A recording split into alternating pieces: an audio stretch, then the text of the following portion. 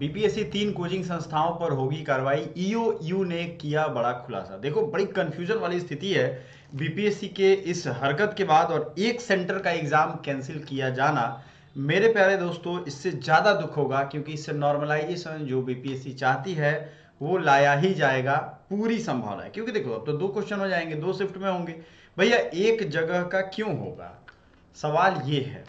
तो BPSC 3 coaching संस्थानों पर होगी कार्रवाई, ईओयू ने किया बड़ा खुलासा, अब होंगे गिरफ्तारी।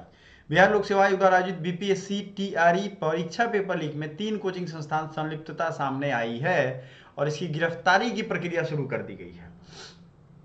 आइए देखते हैं। बिहार लोक सेवा आयोग के द्वारा आयोजित बीपीएससी टीआरई 3 परीक्षा मामले में ईओयू ने बड़ा खुलासा किया। दरअसल प्रश्न पत्र लीक मामले में 3 कोचिंग संस्थानों का नाम आया है। वह सोमवार आज आर्थिक आपराधिक इकाई ने इस मामले में प्रेस कॉन्फ्रेंस किया। आयोग ने बताया कि बीपीएससी टीआरई 3 परीक्षा पेपर लीक मामले में 3 कोचिंग संस्थानों की संलिप्तता सामने आई। ईओयू ने बताया कि पेपर लीक मामले में 3 कोचिंग संस्थानों का हाथ था। इन कोचिंग संस्थाओं के खिलाफ कार्रवाई की जा रही है। आर्थिक अपराध डीआईजी मानवजीत सिंह ने बताया कि पेपर लीक के मामले में 3 कोचिंग संस्थाओं के खिलाफ कार्रवाई की जाएगी। कोर्ट से वारंट लिया जा रहा है। जल्द ही इन संस्थानों के आरोपितों को गिरफ्तार किया जाएगा और अगले 2 हफ्तों में करीब 400 से ज़्यादा स्टूडेंट्स के खिलाफ चार्जशीट जो है दायर किया जाएगा। अब सवाल ये है कि ये जो एक्शन लिया जा रहा है बच्चों, ये किसके तरफ इशारा करता है? ये तो टीआरई 3 का है। मतलब बिहार पब्लिक सर्विस कमीशन जितना भी एग्जाम ले रही है, क्या ये सब का सब में करप्शन हो रहा है? क्योंकि देखो जो करप्शन तो पकड़े जा रहा है, मतलब हम पकड़े गए तो भाई चोर नहीं तो ईमानदार, यही दिखाया जा रहा है।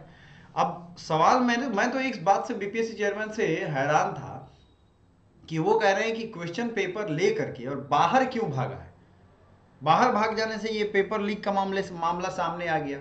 ये बताइए ये कौन सी बात हो गई भाई? क्वेश्चन जब वो उसके हाथ में आ गया है, क्वेश्चन पेपर वो देख रहा है कि गड़बड़ी हो रही है, अलग अलग तरह से करप्शन हो रहा है, तो वो लेकर के भागेगा ही भागेगा। तो इसमें डरने और घबराने वाली बात कहां से आ गई है? सवाल ये हो जाता है कि ये तो अजीब वाली स्थिति हो गई। आप समझ रहे हो इस बात को? ये कितना मतलब अजीब टाइप का ये माहौल हो चुका है कि वो उनके हाथ में क्वेश्चन पेपर आ गया तो भागे क्यों? क्वेश्चन लेकर के भागे, छीन के भागे, ये करके भागे, वो करके भागे। और अगर सिर्फ बापू सभागार का या परीक्षा भवन का परीक्षा कैंसिल होगा तो 2 एग्जाम होगा। अब नॉर्मलाइजेशन पक्का होगा, क्योंकि ये नॉर्मलाइजेशन जो है ना, ये नॉर्मलाइजेशन मगरमच्छ है, ये ईमानदार लोगों को खा जाएगा और इसकी आड़ में और होगा करप्शन। आप समझो बात को। मैं अलग अलग अपडेट अपने पोस्ट के माध्यम भी देता हूं, अलग अलग अपडेट आपको अलग अलग जगहों से देता हूं। आप समझो इस चीज को कि आपको सही चीजों की जानकारी सही टाइम पे कितनी ज्यादा उसकी जरूरत है। नहीं सही टाइम पे आपको जरूरत है तो फिर आप बड़ी मुश्किल में फंसने वाला हो। अब देखो एक चीज बताओ कि आप इस एग्जाम सेंटर को क्यों कैंसिल किया गया? जब बड़ा रिपोर्टिंग हो रहा था, बड़ा डीएम साहब जवाब दे रहे थे, ये कर रहे थे, वो कर रहे थे। अब तो ये हालत हो गई कि हर एग्जाम सेंटर पे, हर स्कूल कॉलेज के अंदर सीसीटीवी लगाना पड़ेगा।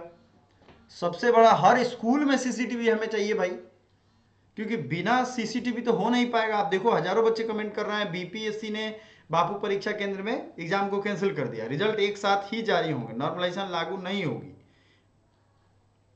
और बापू परीक्षा केंद्र में एग्जाम के लिए डेट जल्द घोषित होगी। अच्छा, ये नॉर्मलाइजेशन कैसे लागू नहीं होगी, ये एक बड़ा सवाल है।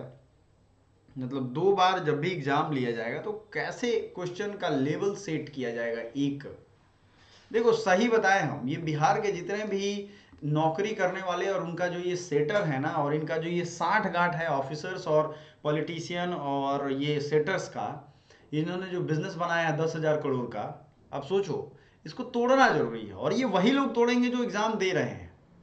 आप सोचो कि ये कितना सीरियस मैटर है और ये कितने इजी वे में इसको दिखाया जा रहा है, बताया जा रहा है। आप सोचो कि जिनके साथ ये हुआ है उन पे क्या बीत रही है, ये सोचना जरूरी है। जो कहाँ कहाँ से आए थे बच्चे, पता है आप? कुछ बच्चे फ्लाइट से आए थे, कुछ बच्चे उससे ट्रेन से आए थे, टिकट नहीं मिल रही थी, कैसे कैसे इस्तेमाल हो करके आए थे। अब देखो, बीपीएससी को प्रशासन ने की 3 अनुशंसा, बापू सभा। अच्छा, ये पहली बार बापू सभा बनने के बाद पहला बार बृहद एग्जाम हुआ था, गजब खाता खुला। हजारों की संख्या में अभ्यर्थी परीक्षा देते हैं, इसलिए प्रत्येक तल की परीक्षा केंद्र के रूप में बनाया जाए तथा अलग अलग केंद्राधीक्षक और मजिस्ट्रेट की तैनाती हो। जिला प्रशासन की अनुशंसा के आधार पर बापू परीक्षा परिषद अथवा अन्य परीक्षा केंद्रों को परीक्षा के लिए चयनित किया जाए और अलग अलग लोग होंगे। भीड़ को संबोधित करने के लिए परीक्षण में ध्वनि विस्तारक यंत्र लगाए जाए, हाँ, जो अनाउंस करने वाले होते हैं। और जाम नहीं रहता तो केंद्राधीक्षक की बच सकती थी जान। अच्छा, गड़बड़ ये हो गई कि ये केंद्राधीक्षक इन्विजिलेटर जो थे या सेंट्रल सुपरिटेंडेंट आई थिंक उनका जान चला गया, ये नहीं होना चाहिए।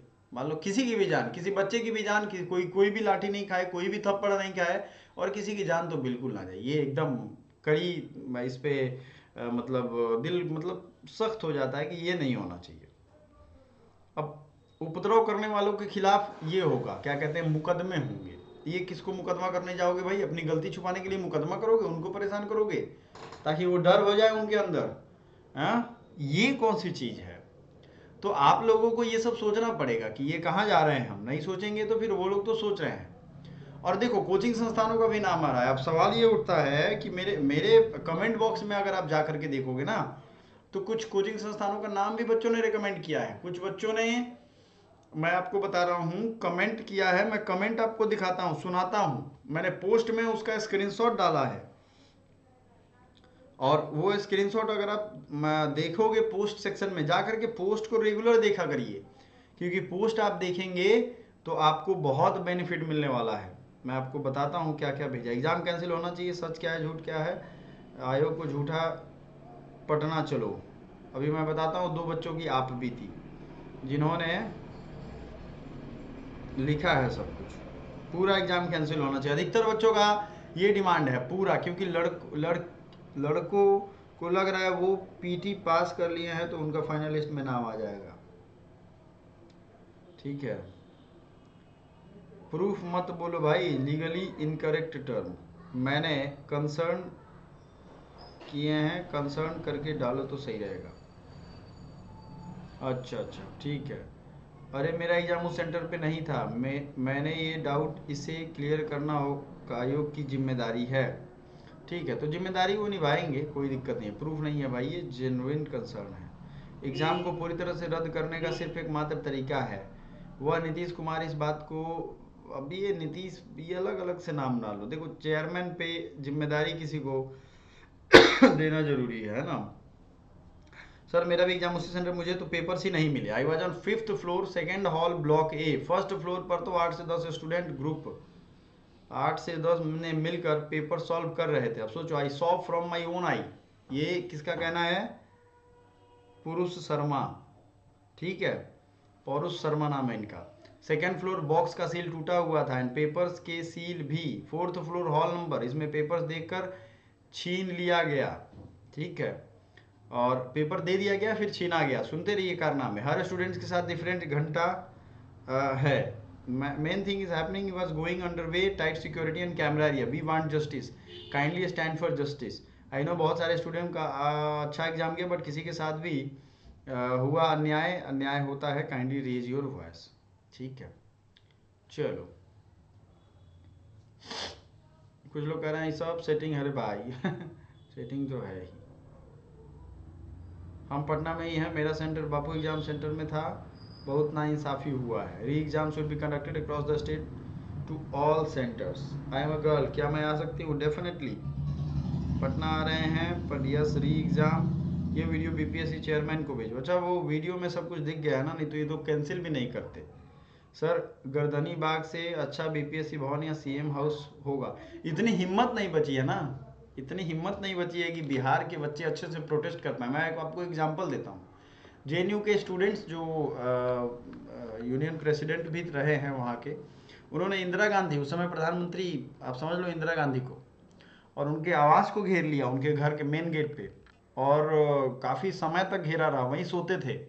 आखिर में वो आई बाहर, और जो उनकी डिमांड थी वो मानी गई। इसको पढ़िए इंटरनेट पे जा करके।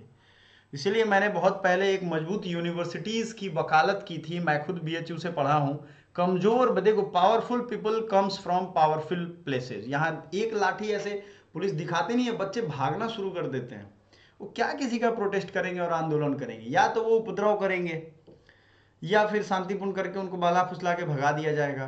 जब तक कलेजे में मजबूती नहीं है, यहाँ बेईमानी घुस गया है अंदर। सबसे बड़ी बेईमानी क्या है कि हमें पढ़ना है तो उस लेवल का माइंडसेट नहीं क्रिएट करना है, मेंटल कैलिबर नहीं बढ़ाना है कि हाँ हम अपने ही अधिकारों के प्रति जागृत रहें। अपने अपने लक्ष्य हैं बिहार में पढ़ने वालों के, ये मैं बहुत बड़ा सच बता रहा हूं आपको। जो लोग भी तैयारी कर रहे हैं उनके दिमाग में सबसे बड़ा सच है ये कि भाई हमें दहेज चाहिए, पहला चीज ये, हम बिना दहेज के लिए नहीं पढ़ रहे हैं। दूसरा, उनके दिमाग में ये टारगेट है कि करप्शन, ये बहुत बड़ी सच बता रहा है, सब खुलेआम बच्चे कहते हैं। लेकिन जब ये टारगेट रहेगा तो अंदर से आप कमजोर रहोगे। बट अब जो भी हो, बिहार की स्थिति ऐसी हो गई है, लोगों में गरीबी इस कदर है कि अब वो एकदम भूखे हैं अपने सक्सेस के लिए और चीज़ों को पाने के लिए। बट ये तो ऐसी स्थिति में वो आंदोलन करो, जो करना है करो, लेकिन थोड़ा सा मजबूती चाहिए क्योंकि स्थिति तो खराब है। बाकी अपने अपने हक की लड़ाई है, जैसे भी लड़ेंगे लड़ना ही चाहिए। मिलता है नेक्स्ट, कुछ न्यूज़ होता है तो आपको इन्फॉर्म करेंगे। Thank you so much.